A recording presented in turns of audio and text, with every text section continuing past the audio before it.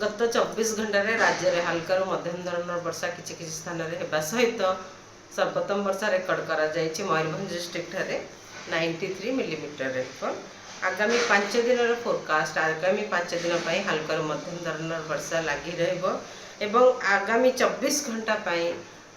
राज्य में अनेक स्थान में हल्का मध्यम धरण वर्षा होगा सहित गोटे कि दुईटा जगार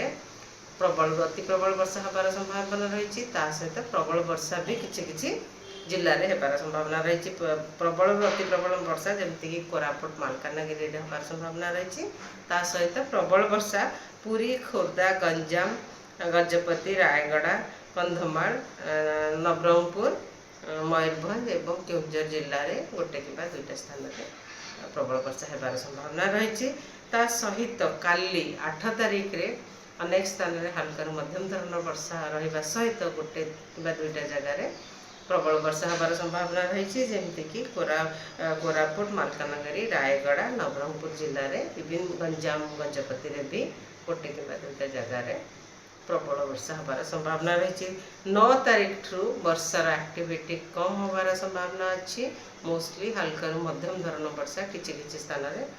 रही संभावना रही। 11 तारीख ठारू पुणी रेनफॉल एक्टिविटी बढ़िबार संभावना रही।